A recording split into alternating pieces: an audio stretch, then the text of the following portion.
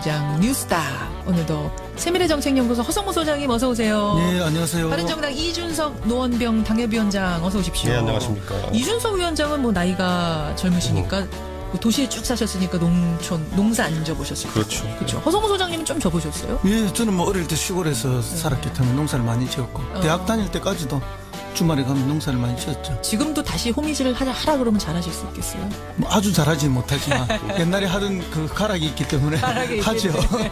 귀농학교 얘기 들으면서 많은 분들이 부럽다 이런 문자 좀 주고 계시는데 허 소장님 하여튼 나오시길 제가 좀 기다렸던 이유가 네네. 청와대 비서관 출신이시잖아요. 예. 언제 근무하셨죠? 청와대? 저는 뭐 노무현 정부 중후반기에 근무를 그렇죠. 했습니다. 그렇죠.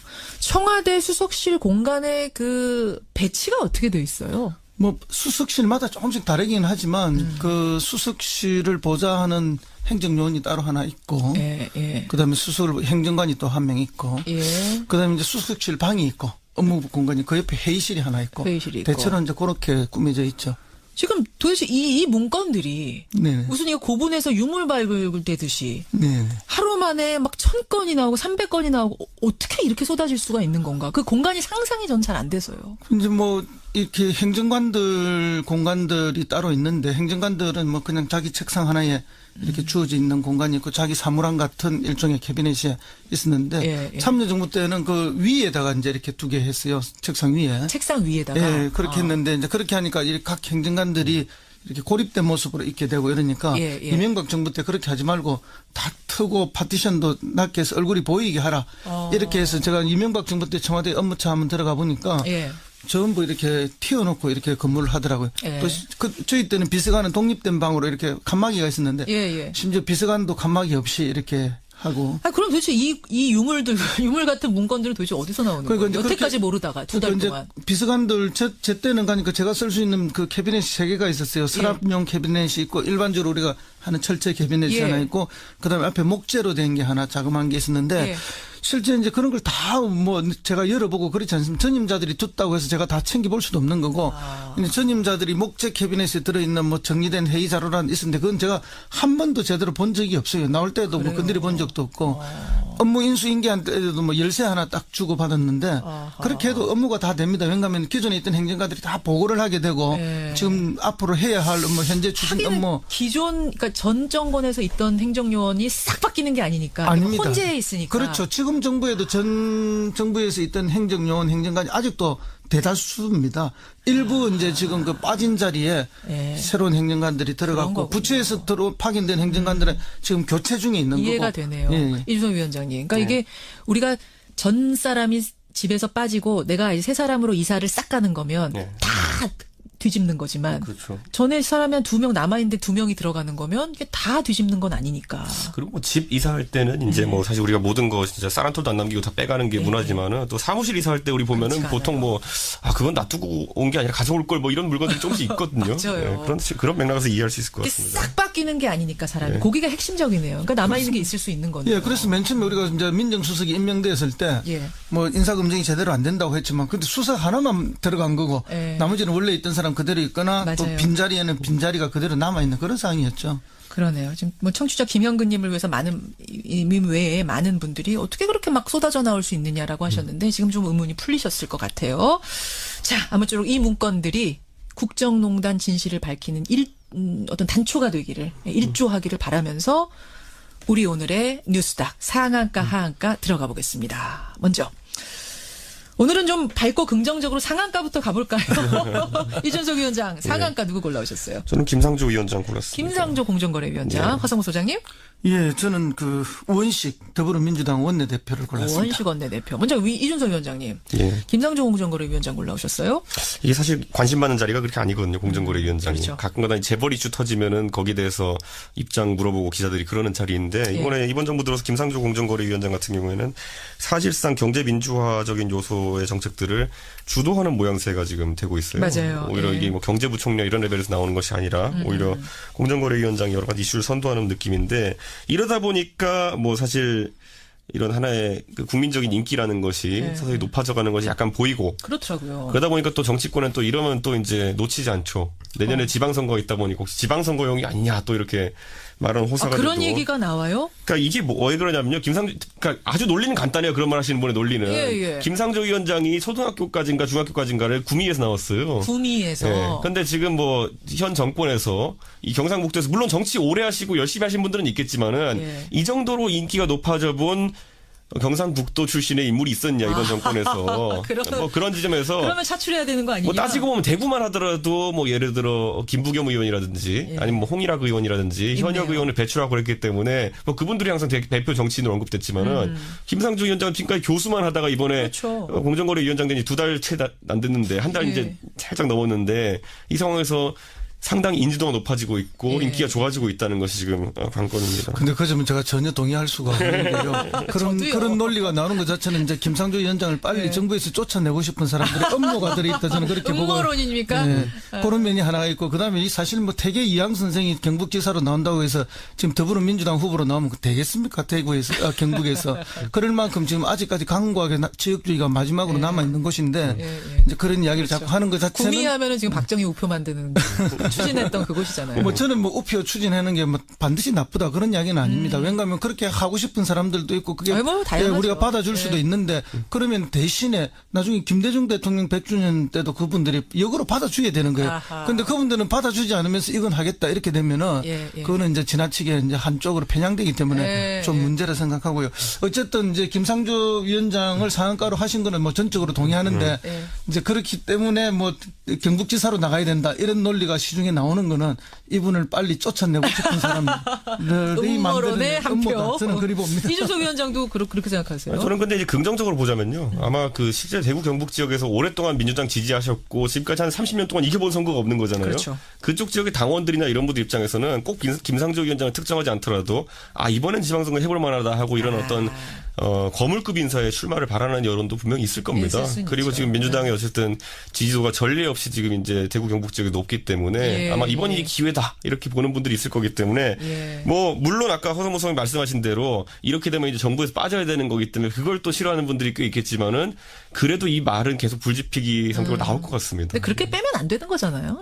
이거는 뭐 전혀 아니고요. 지금 뭐 그 이분 아니라도 경북지사 나갈 분은 얼마든지 찾아서 내보낼 수 있는 건데. 근데 지금은 이렇지만 나중에 이제 급해지면 지방선거 앞두고는요 총력전 하자는 얘기 나오고 예전에도 박근혜 정부 때도 그래서 보면 2014년 지방선거에 지금 보면 당선된 광역단체장 중에 상당수를 국회의원을 차출해서 냈거든요. 맞아요. 그 뭐냐면 남경필, 원희룡 뭐 다 이렇게 차출했거든요. 김기현 그렇게 해야지 이제 이길 수 있다는 절박함이 생기면은 실제로 그렇게 합니다 또. 자, 요건 두고 보겠습니다. 내년 선거 어떻게 되는지 한번 두고 보고 여하튼 공정거래위원장 김상조 위원장 상당히 인기 많다는 거 상한가라는 것만은 두 분 다 동의하시는 거죠. 그렇죠. 허성무 소장님 상한가. 아까 누구 주신다 그러셨죠? 우원식 원내대표. 우원식 민주당 원내대표. 진짜 상한가 줄만해요. 그렇습니다. 지금 5당 체제 다시 말해서 뭐 여소 야대 아닙니까? 집권당인 더불어민주당이 아주 이제 적은 뭐 1당이긴 하지만 적은 당이 되어버렸는데 혼자서 할 수 있는 일이 아무것도 없습니다. 맞아요. 그래서 다른 야당의 끊임없는 도움 협조를 요청해야만 되는데 그 일이 결코 쉬운 일이 아니죠. 심지어 그냥도 쉽지 않았었는데 국민의당 사태 벌어지면서는 꽉 막혔었잖아요. 그렇죠. 진짜. 바로 그런 겁니다. 그래서 이제 본인도 중간에 눈물까지 한 번씩 흘리면서 뭐 일을 했는데 이분이 사실은 이제 뭐 그 이전에 뭐 야당으로 있을 때 을지로위원회 위원장을 했어요. 그래서 세상의 모든 을들의 눈물을 닦아주겠다. 그래서 뭐 그렇네요. 갑과의 전면전에 맨 앞에 서서 많이 싸웠죠. 그 엄청난 그 고통과 뭐 이런 게 따르는 일이지만 그걸 잘 추진해냈는데 여당 원내대표로서 잘할까 이런 걱정을 했는데 아주 잘했다 저는 생각합니다. 청와대에도 할 말은 다 하고 또 전략상으로 요구할 건 명백하게 요구하면서 청와대에 가서 하루만 더 기회 주십시오. 지금 저 임명하면 안 됩니다. 기다려주세요. 스탑 해놓고. 그렇죠. 그리고 이제 뭐 또 설득하고 또 그 어떤 대안을 만들어서 다시 청와대를 설득하고 이렇게 해서 조정해내는 역할을 했기 때문에 여당 원내대표로서의 뭐 충분한 자질을 보여준 것이 아닌가. 그러다 보니까 이제 과거 야당 때는 문제 제기자의 역할을 많이 했는데 여당이 됨으로써 문제 해결자의 능력을 제대로 보여주고 있는 사람이다. 그래서 저는 상한가를 드리고 그런 면에서는 우리 추미애 대표님하고 약간 대비되는 그런 면도 있었다. 자, 이야기가 자연스럽게 하한가로 넘어갑니다. 제가 아까 하한가 두 분 써오신 거를 좀 보니까 하한가 이름에 추미애 대표 골라오신 분이 누구세요? 저죠. 이준석 위원장. 그러니까 지금 추미애 대표를 하한가까지 줄 정도라고 생각하세요? 지금요, 그러니까 추미애 대표를 거꾸로 상한가라 생각하시는 청취자분들 많을 거예요. 네, 그런데 예. 그거는 그렇게 말씀하실 분들은 거의 다 이제 더불어민주당의 강성 지지자들이 위주로 당원들 이제 중에. 그렇게 예. 되어 있는 걸 텐데 이게 뭐냐면요, 당 대표가 그러니까 대통령이 뭔가 추진하는 데 있어가지고 당 대표가 특별히 뭐 이런 대통령 협조해달라고 한 사안이 아닌 거에 대해 가지고 너무 치고 나가면은 그건 청와대와의 관계가 오히려 틀어지는 계기가 됩니다. 지금 국민의당에 대해서 강성 발언했던 거 그 부분 지적하시는 거예요. 그렇죠. 뭐 이제 당원들 입장에서야 우리가 하고 싶은 말 대신해줬다라고 생각할 수도 시원하다. 있겠지만은 이게 선을 넘기면은 뭐 이게 사실 시원하다는 게 우리 목욕탕에 들어가지고 뜨거운 데 들어가고 시원하다 이러는 게 사실 피부 감각으로 따지면 통각이거든요. 아픈 감각이거든요, 이게. 예. 굉장히 아픈 통각으로 시원하다고 그냥 시원해서 이제 하는 건데 예. 다른 사람들은 굉장히 이걸 지금 아프게 생각하는 분들이 있습니다. 그렇기 때문에 이게 과연 여당의 이제 확장성에 있어가지고 장애 요소가 될 가능성이 농후하기 때문에 그런 의미에서. 이건 좀 위험합니다, 이게. 그런 의미에서. 그리고 지난번에 그 얘기 하셨어요, 두 분이. 그러니까 추미애 대표의 이 발언을 청와대와 어떤 교감이 있었던 것이냐, 머리 자르기 발언, 이런 게 있었을 것이냐 아니냐, 두 분 다 교감 없었을 거다. 네, 그렇게 말했죠. 두 분이 다 네. 말씀하셨는데. 저는 뭐 지금도 그 이야기가 맞다고 생각하고요. 어쨌든 이제 추미애 대표는 뭐 지난번에도 제가 말씀드린 것 같은데 이번에 스탠스를 분명하게 자기가 잡았다. 예. 그 뭔가 하면은 판사 출신으로서 또 강직한 자기 성품상으로 봤을 때 아무리 뭐 협치고 정치고 뭐 여소야대상에서 협조가 중요하지만 예. 또 아닌 건 아니다. 정거 조작은 정거 조작이다. 이것은 민주주의 근본을 흐트리는 것이기 때문에 이 부분에 대해서는 상황상 별로 사람들이 말을 안 하는데 나라도 정확하게 짚고 가겠다 하는 그런 의도가 있다는 그런 선한 의도 부분을 저는 한 번은 평가해 줘야 된다. 그렇게 봅니다. 정치인으로서 확실하게 목소리를 내는 부분은 칭찬할 만하다. 그렇습니다. 예, 이번에 그건 또 이제 점수를 딴 거예요. 반면에 우리 이준석 위원장이 말씀하신 것처럼 어떤 청와대와의 교감 없이 나간 부분에 대해서는 조금 청와대도 꺼릴까요? 어떻게 이게 보세요? 완전 성향이 다른 사람들이긴 하지만은 지금 청와대와의 소통 관계를 보면요. 과거에 이제 이정현 대표가 했던 소통 방식이랑 약간 비슷해요. 이게 뭐냐면 우리가 기억하는 대외적으로 기억하는 이정현 대표라는 사람은 예. 굉장히 청와대의 지령을 받아가지고 이런 걸 잘 수행하는 이미지였잖아요. 그렇죠. 근데 실상 내막을 들여다보면요. 예. 그 소위 말하는 친박 아니면 진박 구인회라고 했던 사람들 그런 사람들의 의사결정 구조 안에 참여를 못했던 측면도 있어요. 그러니까 이거는 약간 좀 개인적인 이야기긴 하지만은 이정현 의원의 어떤 그 출신이라는 것이 사실상 비서 또는 당직자 출신이었기 때문에 무시를 했던 사람도 있었어요. 그렇기 때문에 이정현 대표는 그 결정 구조에서 항상 빠져 있을 수밖에 없었고 그렇군요. 대중이 인식하기엔 굉장히 대통령이 뜻을 잘 대변하는 것처럼 보이지만은 실제로 의사결정 구조에 참여하지 못하는 그 상황이다 보니까 이정현 대표는 그냥 열심히 할 수밖에 없는 모든 일을 열심히 할 수밖에 없는 상황이 됐던 것이고 그게 물론 잘못된 방향일 수 있겠지만은 그게 이정현 대표의 포지션이었거든요. 지금 추미애 대표도 물론 당대표에 선출되고 대중이 인식하기에는 청와대와 깊은 교감하고 있는 것처럼 보이지만은 실제로 청와대에서 어떤 지시사항들이 내려가거나 아니면 협조를 요청하는 그런 사항들이 내려가는 상황은 아니라고 지금 정치권을 보고 있기 때문에 이 상황이 지속되면 추미애 대표는 입장에서는 열심히 할 수밖에 없죠. 뭐든지 지지자들이 원하는 방향으로. 하지만 청와대와는 교감이 안 된 상황이기 때문에 어떤 실패가 있었을 때 그에 대한 책임을 이제 또 져야 되는 그런 상황이 오기 때문에 이번 대리사과 같은 상황이 벌어질 수 있다. 저는 이번 상황에서 봤을 때는 사실상 청와대에서 우원식 원내대표와 같이 이제 정치를 하겠다는 의지를 밝힌 것으로 지금 보이는 것이기 그렇게. 때문에 저는 앞으로 이 역할에 대해서 추미애 대표도 약간은 위축될 수밖에 없지 않을까라는 생각하게 됩니다. 추미애 대표의 그러니까 자기 정치, 자기 색깔을 분명히 드러내는 어떤 소득도 있지만 또 위축되는 것도 생길 것이다. 그렇죠. 정치는 정치뿐만 아니라 모든 일에는 양면이 빛이 있으면 그림자가 있습니다. 그런데 이제 어느 부분을 내가 이 시기에 취해서 갈 것인가 그런 판단이었다고 보고요. 그렇기 때문에 이제 추미애 대표의 이런 한가를 줄 만한 그런 요인도 있지만 또 동시에 자기의 정치 색깔을 지켜냈던 그런 부분도 있기 때문에 당장은 이제 국회와 협치가 중요하고 정부조직법이라든지 추경이라든지 이런 것 때문에 이 눈살을 조금 찌푸릴 수 있는 모습이 있지만 그러나 시간이 지나면 추미애 대표는 또 자기 색깔을 얻어가는 그런 효과도 있기 때문에 너무 극단적인 평가할 필요는 없다고 저는 추미애 대표를 봅니다. 바라보는 두 분의 시선은 약간 엇갈리네요, 보니까. 근데 이제 여기서 보면은 아니 우리 이준석 위원의 말이 맞긴 맞아요. 다만 그걸 부인하는 것이 아니라 이런 측면도 있다는 거예요. 그리고 이걸 내부적으로 살펴보면 어떤 의미가 있냐면 추미애 대표가 지금 서울시장 후보로 유력하게 거론된다라고 이제 많은 사람들이 얘기했잖아요. 그렇죠. 그런데 애초에 그게 아니었던 거죠, 이게 보면은.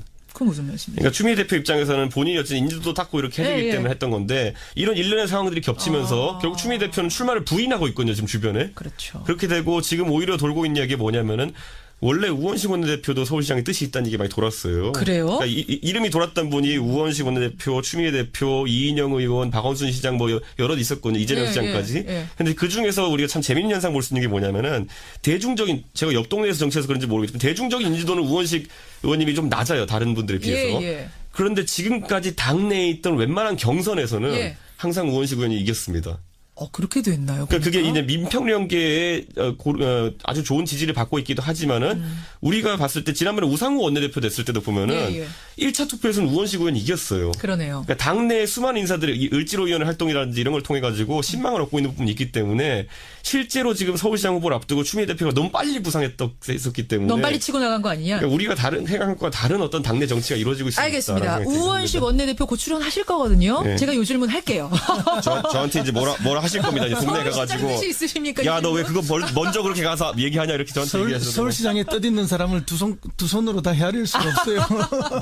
그렇답니다. 네. 하여튼 제 질문 하도록 하고 시간 별로 없는데 하한가 허성무 소장님은 하한가 누구 주시겠어요?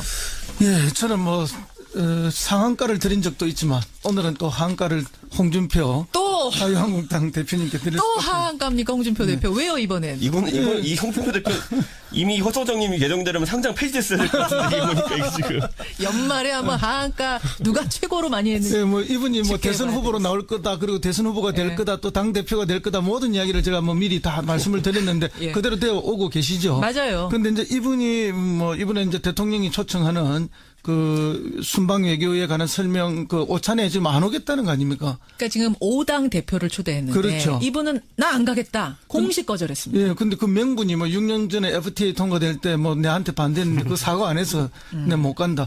이게 말이 되느냐? 그러니까 뭐냐면 이거예요, 여러분. FTA 우리가 협상했을 때 우리한테 매국노라고 했던 민주당 그들이 지금 봐라 트럼프가 재협상한다고 한 거 보면 우리가 그때 잘했단 얘기 아니냐. 내가 대통령 만나게 되면 그 얘기를 자연스럽게 해야 될 텐데 얼굴 붉히고 싶지 않아서 난 안 가겠다. 그게 말씀이 안 되는 게 그 전에 참여정부에서 협상안을 서로 이제 인정하는 걸 만들었잖아요. 완료됐잖아요. 그걸 이제 비준하기 직전에 다시 한 번 더 개정한 건데 참여정부 때 만드는 것보다 조금 더 불리한 방식으로 그때 개정을 해서 비준됐던 거기 때문에 그것 때문에 반대했던 사람도 있고 아니면 FTA 자체를 반대했던 사람도 있고 다양한 반대가 있는 건데 이런 식의 논리를 대해서 이야기를 한다면은 100년 전 이야기를 하면서 밥 먹지 말자는 거하고 똑같은 이야기 아니에요. 그러니까 이 정치인의 태도가 아니라는 거죠. 그럼 왜 이 양반은 이렇게 하느냐. 자기가 주도하지 않는 부분에서는 나는 안 한다는 이야기예요. 자기 중심 아니 대통령 중심의 모임에 내가 왜 가느냐 이런 태도거든요. 그 행간엔 그게 깔려 있는 저는 건가요? 그렇게 봅니다. 그러면 자기가 중심이 되지 않으면 그 자리가 어떤 자리든 판을 깨버리고 거부해버리는 이런 방식은 자기는 있는 정치지만은 국민은 없는 정치이기 때문에 물론 이게 이제 개인적 성격이나 특성도 반영되어 있겠죠. 그래서 이런 정치는 옳지 않다. 그런 의미에서 제가 행간을 특히 말씀이 뭐 예를 들면 뭐 황새가 노는데 뱁새가 노는데 안 간다는 그런 말을 했어요. 과거에도 또 이런 비슷한 말을 안 했습니까? 뭐 개가 짖어도 기차는 달린다. 그럼 본인은 기차고 개는 국민이라는 이야기 아닙니까? 그러니까 이런 태도는 결국은 정치인이 국민을 위해서 하는 정치인데 국민은 없고 자기만 있는 정치가 아닌가 해서 제가 오늘 한번 또 지적하지 않을 수 없습니다. 또 한 번 지적. 이준석 위원장 짧게 30초 코멘트 마지막으로 듣겠습니다. 홍준표 대표는요. 자기 정치를 이제 하고 있는 것 같은데 이게 지금까지 굉장히 효과적이긴 합니다. 어쨌든 이 영수회담을 앞두고 본인만 부각되고 있잖아요. 지금 그러니까요. 지금 영수회담 앞두고 홍준표 대표 이름만 제목으로 계속 나와요. 근데 그 사이에 지금 당은 지금 어디로 갈지 모르고 있습니다. 제가 이거 한 가지만 말았는데요. 혁신위원장도 해봤거든요. 그 MBC 구분하면 제가 해봐서 아는데 이게 제가 해봐서 아는데 혁신위원장 고르잖아요. 한 이틀 내로 보통 혁신위원 다 발표합니다. 그런데 지금 혁신위원 지금 일주일 넘게 발표 못 하고 있는 거는 장만 있고 위원이 없어요 지금. 그러니까 이게 뭐냐면은 아무도 혁신위원 알려고 한다는 거예요. 지금 자유한국당에서. 손드는 사람이 없는 거예요. 그러니까 그거 보시고 지금 먼저 우리 집을 살펴보고 이제. 다른 집을 이제 소리 말하는 공격하러 가야 되는데 우리 집에 지금 아무도 없어요. 병사가 지금 갔다 올 때까지 병사 모아나 그러는데 병사가 안 모여요 지금. 아생 연호 살타인데 아생이 지금 안 되고 그러니까 지금 혁신위원회 빨리 명단을 보고 싶습니다. 제가 그럼 그것도 한번 다음 주에 이야기해 볼 테니까 다음 주까지 나올지 모르겠지만은. 새누리당이 아니라 뭡니까 자유한국당 혁신위원도 안 나오는 상황. 저는 이틀 만에 모았습니다. 홍준표 대표님. 그게 되어 있는 걸 텐데 이게 뭐냐면요. 당 대표가 그러니까 대통령이 뭔가 추진하는 데 있어가지고 당 대표가 특별히 뭐 이런 대통령이 협조해달라고 한 사안이 아닌 거에 대해 가지고 너무 치고 나가면은 그건 청와대와의 관계가 오히려 틀어지는 계기가 됩니다. 지금 국민의당에 대해서 강성 발언했던 거 그 부분 지적하시는 거예요. 그렇죠. 뭐 이제 당원들 입장에서야 우리가 하고 싶은 말 대신해줬다라고 생각할 수도 있겠지만은 이게 선을 넘기면은 뭐 이게 사실 시원하다는 게 우리 목욕탕에 들어가가지고 뜨거운 데 들어가가지고 시원하다 이러는 게 사실 피부 감각으로 따지면 통각이거든요. 아픈 감각이거든요, 이게. 예. 굉장히 아픈 통각으로 시원하다고 그냥 시원해서 이제 하는 건데 다른 사람들은 굉장히 이걸 지금 아프게 생각하는 분들이 있습니다. 그렇기 때문에 이게 과연 여당의 이제 확장성에 있어가지고 장애 요소가 될 가능성이 농후하기 때문에 이건 좀 위험합니다, 이게. 그런 의미에서. 그리고 지난번에 그 얘기 하셨어요, 두 분이. 그러니까 추미애 대표의 이 발언을 청와대와 어떤 교감이 있었던 것이냐, 머리 자르기 발언 이런 게 있었을 것이냐 아니냐 두 분 다 교감 없었을 거다. 네, 그렇게 말했죠. 두 분이 다 말씀하셨는데 저는 뭐 지금도 그 이야기가 맞다고 생각하고요. 어쨌든 이제 추미애 대표는 뭐 지난번에도 제가 말씀드린 것 같은데 이번에 스탠스를 분명하게 자기가 잡았다. 그건 뭔가 하면은 판사 출신으로서 또 강직한 자기 성품상으로 봤을 때 아무리 뭐 협치고 정치고 뭐 여소야대상에서 협조가 중요하지만 또 아닌 건 아니다. 정거 조작은 정거 조작이다. 이것은 민주주의 근본을 흐트리는 것이기 때문에 이 부분에 대해서는 상황상 별로 사람들이 말을 안 하는데 나라도 정확하게 짚고 가겠다 하는 그런 의도가 있다는 그런 선한 의도 부분을 저는 한 번은 평가해 줘야 된다. 그렇게 정치인으로서 확실하게 목소리를 내는 부분은 칭찬할 만하다. 그렇습니다. 이번에 그건 또 이제 점수를 딴 거예요. 반면에 우리 이준석 위원장이 말씀하신 것처럼 어떤 청와대와의 교감 없이 나간 부분에 대해서는 조금 청와대도 꺼릴까요? 어떻게 이게 보세요? 완전 성향이 다른 사람들이긴 하지만은 지금 청와대와의 소통 관계를 보면요. 과거에 이제 이정현 대표가 했던 소통 방식이랑 약간 비슷해요. 이게 뭐냐면 우리가 기억하는 대외적으로 기억하는 이정현 대표라는 사람은 굉장히 청와대의 지령을 받아가지고 이런 걸 잘 수행하는 이미지였잖아요. 그렇죠. 근데 실상 내막을 들여다보면요. 그 소위 말하는 친박 아니냐 진박 구인회라고 했던 사람들 그런 사람들의 의사결정 구조 안에 참여를 못했던 측면도 있어요. 그러니까 이거는 약간 좀 개인적인 이야기긴 하지만은 이정현 의원의 어떤 그 출신이라는 것이 사실상 비서 또는 당직자 출신이었기 때문에 무시를 했던 사람도 있었어요. 그렇기 때문에 이정현 대표는 그 결정 구조에서 항상 빠져 있을 수밖에 없었고 그렇군요. 대중이 인식하기엔 굉장히 대통령이 뜻을 잘 대변하는 것처럼 보이지만은 실제로 의사결정 구조에 참여하지 못하는 그 상황이다 보니까 이정현 대표는 그냥 열심히 할 수밖에 없는 모든 일 열심히 할 수밖에 없는 상황이 됐던 것이고 그게 물론 잘못된 방향일 수 있겠지만은 그게 이정현 대표의 포지션이었거든요. 지금 추미애 대표도 물론 당대표에 선출되고 대중이 인식하기에는 청와대와 깊은 교감하고 있는 것처럼 보이지만은 실제로 청와대에서 어떤 지시사항들이 내려가거나 아니면 협조를 요청하는 그런 사항들이 내려가는 상황은 아니라고 지금 정치권을 보고 있기 때문에 이 상황이 지속되면 추미애 대표는 입장에서는 열심히 할 수밖에 없죠. 뭐든지 지지자들이 원하는 방향으로. 하지만 청와대와는 교감이 안 된 상황이기 때문에 어떤 실패가 있었을 때 그에 대한 책임을 이제 또 져야 되는 그런 상황이 오기 때문에 이번 대리사과 같은 상황이 벌어질 수 있다. 저는 이번 상황에서 봤을 때는 사실상 청와대에서 아니라 가져올 걸 뭐 이런 물건들이 조금씩 있거든요. 맞아요. 그런 맥락에서 이해할 수 있을 것 같습니다. 싹 바뀌는 게 아니니까 사람이 거기가 핵심적이네요. 그러니까 남아있는 게 있을 수 있는 거네요. 그래서 맨 처음에 우리가 이제 민정수석이 임명됐을 때 뭐 인사검증이 제대로 안 된다고 했지만 근데 수석 하나만 들어간 거고 나머지는 원래 있던 사람 그대로 있거나 또 빈자리에는 빈자리가 그대로 남아있는 그런 상황이었죠. 그러네요. 지금 뭐 청취자 김현근님을 위해서 님 외에 많은 분들이 어떻게 그렇게 막 쏟아져 나올 수 있느냐라고 하셨는데 지금 좀 의문이 풀리셨을 것 같아요.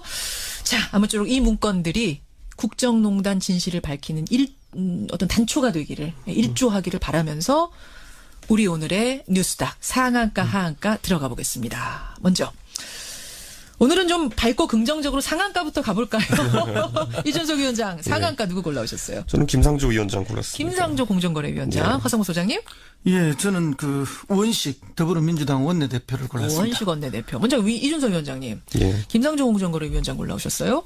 이게 사실 관심 받는 자리가 그렇게 아니거든요. 공정거래위원장이. 그렇죠. 가끔가다 재벌 이슈 터지면은 거기에 대해서 입장 물어보고 기자들이 그러는 자리인데 이번 정부 들어서 김상조 공정거래위원장 같은 경우에는 사실상 경제민주화적인 요소의 정책들을 주도하는 모양새가 지금 되고 있어요. 맞아요. 오히려 이게 뭐 경제부총리 이런 레벨에서 나오는 것이 아니라 오히려 공정거래위원장이 여러 가지 이슈를 선도하는 느낌인데 이러다 보니까 뭐 사실 이런 하나의 그 국민적인 인기라는 것이 서서히 높아져가는 것이 약간 보이고 그렇더라고요. 그러다 보니까 또 정치권은 또 이러면 또 이제 놓치지 않죠. 내년에 지방선거가 있다 보니까 혹시 지방선거용이 아니냐 또 이렇게 말은 호사가 그런 돼도. 얘기가 나와요? 그러니까 이게 왜 그러냐면요. 그러니까 아주 논리는 간단해요. 그런 말 하시는 분의 논리는. 예. 김상조 위원장이 초등학교까지인가 중학교까지인가를 구미에서 나왔어요. 구미에서. 네. 근데 지금 뭐 현 정권에서 이 경상북도에서 물론 정치 오래 하시고 열심히 하신 분들은 있겠지만은 예. 이 정도로 인기가 높아져 본 경상북도 출신의 인물이 있었냐 이번 정권에서 뭐 그런 지점에서 그러면 차출해야 되는 거 아니냐? 뭐 따지고 보면 대구만 하더라도 뭐 예를 들어 김부겸 의원이라든지 아니면 뭐 홍일학 의원이라든지 현역 의원을 배출하고 그랬기 때문에 뭐 그분들이 항상 대표 정치인으로 언급됐지만은 김상조 위원장은 지금까지 교수만 하다가 이번에 그렇죠. 공정거래위원장 된 지 2달 채 안 됐는데 한 달 이제 살짝 넘었는데 이 상황에서 상당히 인지도가 높아지고 있고 인기가 좋아지고 있다는 것이 지금 관건입니다. 근데 그 점은 제가 전혀 동의할 수가 없는 게요. 그런 논리가 나오는 것 자체는 이제 김상조 위원장을 빨리 정부에서 쫓아내고 싶은 사람들의 음모가 들어있다 저는 그렇게 보고. 음모론입니까? 네, 그런 면이 하나가 있고 그다음에 이 사실 뭐 태계 이항 선생이 경북지사로 나온다고 해서 지금 더불어민주당 후보로 나오면 되겠습니까? 대구에서 경북에서 그럴 만큼 지금 아직까지 강고하게 지역주의가 마지막으로 남아 있는 곳인데 이제 그런 이야기를 자꾸 하는 것 자체는 구미하면은 지금 박정희 우표 만드는 추진했던 그곳이잖아요. 뭐 저는 뭐 우표 추진하는 게 뭐 반드시 나쁘다 그런 이야기는 아닙니다. 왜냐하면 그렇게 하고 싶은 사람들도 있고 그게 뭐 다양하죠. 우리가 받아줄 수도 있는데 그러면 대신에 나중에 김대중 대통령 100주년 때도 그분들이 역으로 받아줘야 되는 거예요. 그런데 그분들은 받아주지 않으면서 이건 하겠다 이렇게 되면은 그거는 이제 지나치게 이제 한쪽으로 편향되기 때문에 좀 문제라 생각하고요.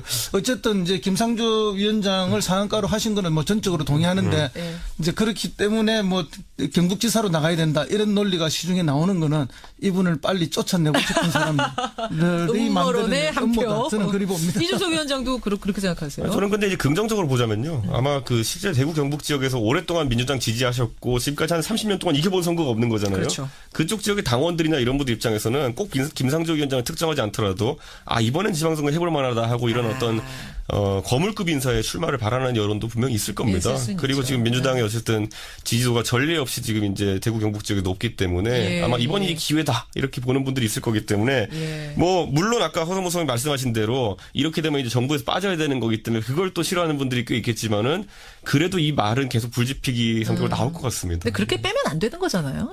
이거는 뭐 전혀 아니고요. 지금 뭐 그 이분 아니라도 경북지사 나갈 분은 얼마든지 찾아서 내보낼 수 있는 건데. 근데 지금은 이렇지만 나중에 이제 급해지면 지방선거 앞두고는요 총력전 하자는 얘기 나오고 예전에도 박근혜 정부 때도 그래서 보면 2014년 지방선거에 지금 보면 당선된 광역단체장 중에 상당수를 국회의원을 차출해서 냈거든요. 맞아요. 그 뭐냐면 남경필, 원희룡 뭐 다 이렇게 차출했거든요. 김기현 그렇게 해야지 이제 이길 수 있다는 절박함이 생기면은 실제로 그렇게 합니다 또. 자, 요건 두고 보겠습니다. 내년 선거 어떻게 되는지 한번 두고 보고 여하튼 공정거래위원장 김상조 위원장 상당히 인기 많다는 거 상한가라는 것만은 두 분 다 동의하시는 거죠. 그렇죠. 허성모 소장님 상한가.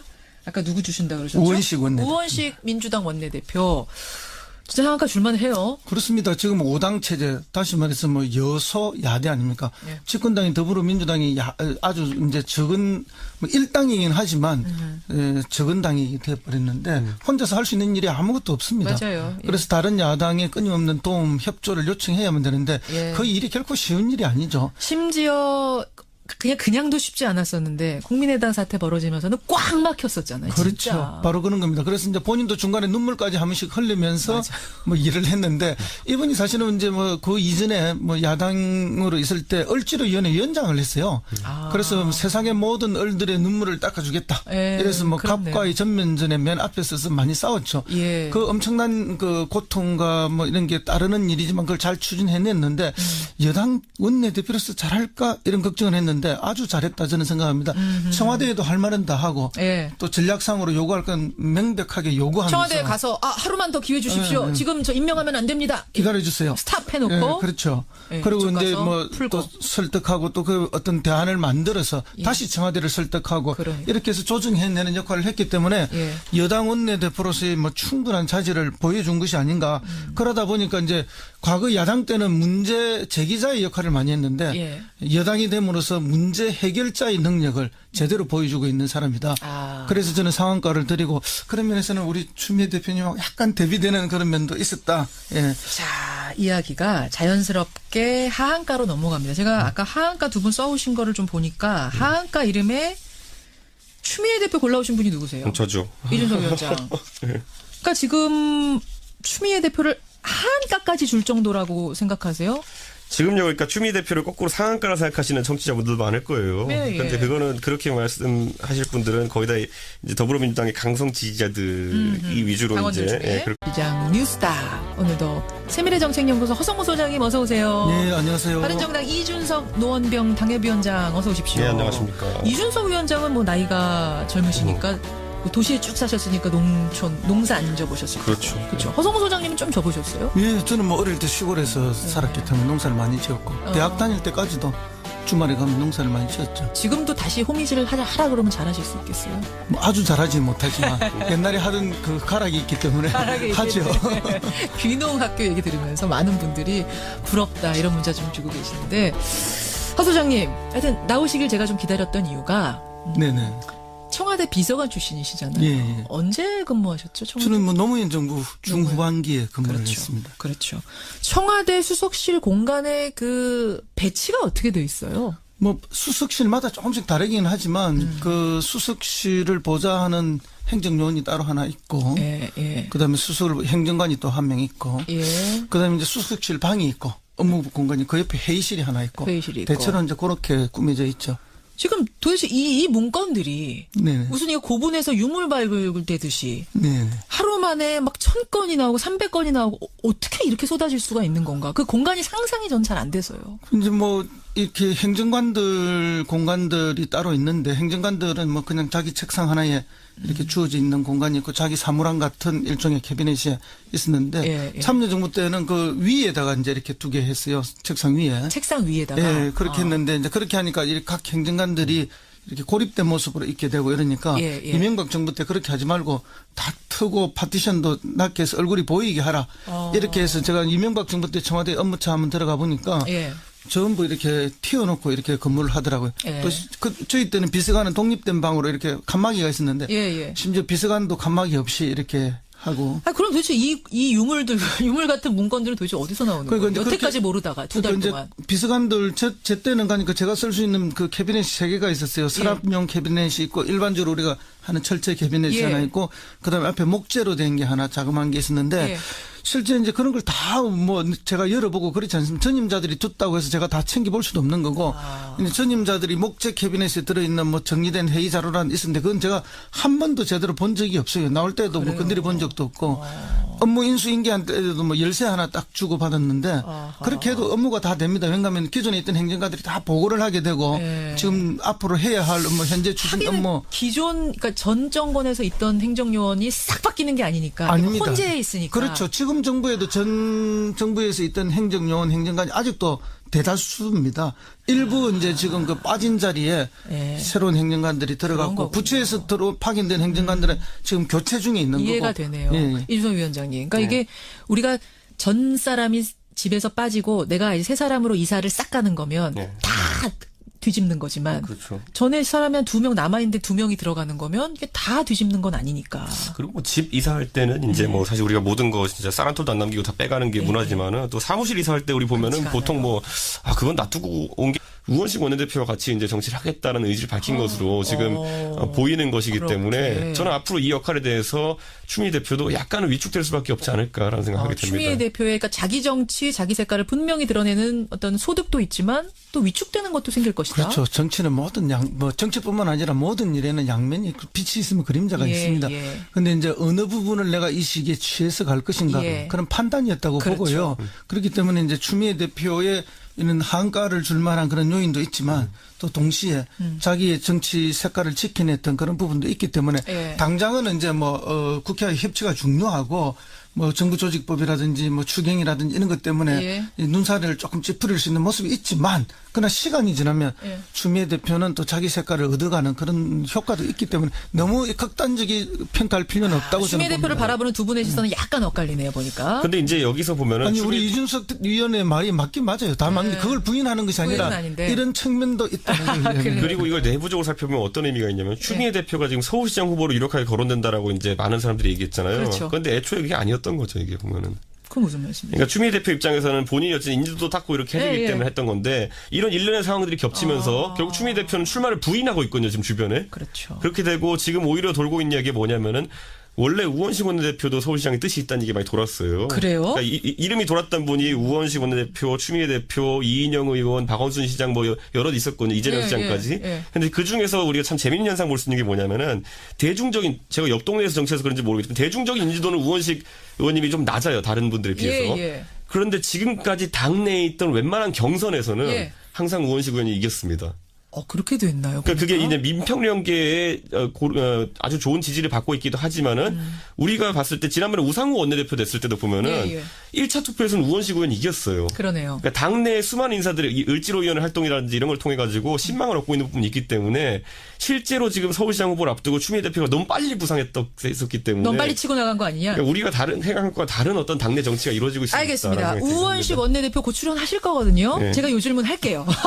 저한테 이제 뭐라 하실 겁니다. 이제 동네 가가지고 서울시장 뜻이 있으십니까? 야 너 왜 그거 먼저 그렇게 가서 얘기하냐 이렇게 저한테 얘기하셔서 서울시장에 뜻있는 사람을 두 손으로 다 헤아릴 수가 없어요. 그렇답니다. 네. 하여튼 제 질문 하도록 하고 네. 시간 별로 없는데 하한가 허성무 소장님은 하한가 누구 주시겠어요?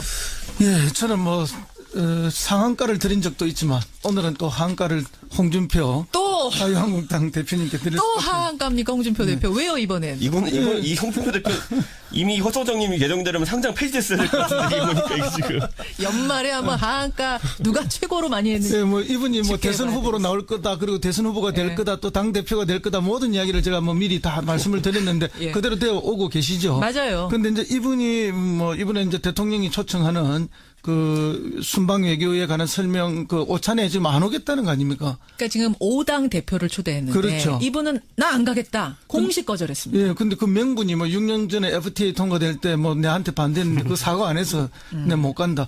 이게 말이 되느냐? 그러니까 뭐냐면 이거예요, 여러분. FTA